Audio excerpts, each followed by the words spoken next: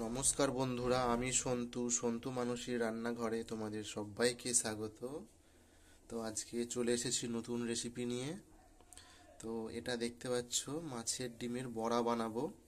তো এতে আমি মাছের ডিমটাকে ভালো করে ধুয়ে নিয়ে এতে আমি নুন, হলুদ, পেঁয়াজ কুচি, একটু অল্প বেসন দিয়েছি। তো আমি আগে থেকে সব রেডি করে নিয়ে রেখেছিলাম, মাখিয়ে নিয়ে রেখে দিয়েছি।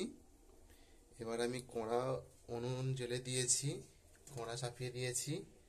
এতে এবার আমি তেলটা ঢেলে দেবো। তেলটা ঢেলে শুধু ভেজে নেবো আমি। কড়া আমার গরম হয়ে গেছে, তেলটা একটু গরম হয়ে যাক। তো বন্ধুরা, ভিডিওটি শেষ পর্যন্ত অবশ্যই তোমরা দেখো। ভালো লাগলে অবশ্যই সাবস্ক্রাইব করে দিও, শেয়ার করো, কমেন্ট করো। এটা একটু ভালো করে ফেটিয়ে নিচ্ছি ডিমটাকে। মাছের ডিমের বড়া খেতে খুবই ভালো লাগে। তো দেখো বন্ধুরা, হাত দিয়ে অল্প অল্প করে এটা ভেজে নিচ্ছি।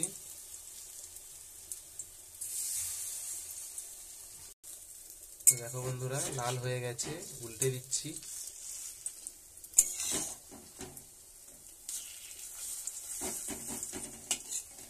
মাছের ডিমের বড়া গরম ভাত দিয়ে খেতে খুব ভালো লাগে।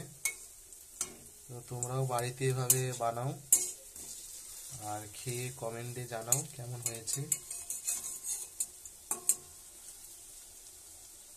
এটা একদম ভালো করে লাল করে ভেজে নেব।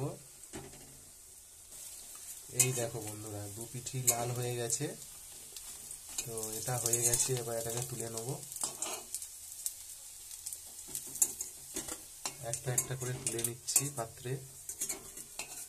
আবার যে বাকিটা আছে সেটা ভেজে নেব।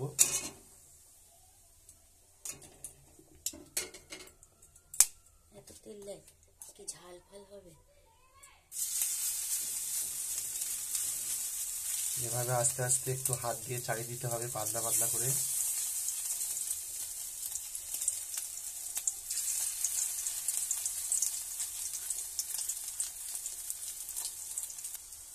এই দেখো বন্ধুরা, কি সুন্দর লাল হয়ে গেছে। আবার আমি উল্টে দিয়েছি ওই পিঠে। ওই পিঠে লাল হয়ে গেলে আবার তুলে নেব।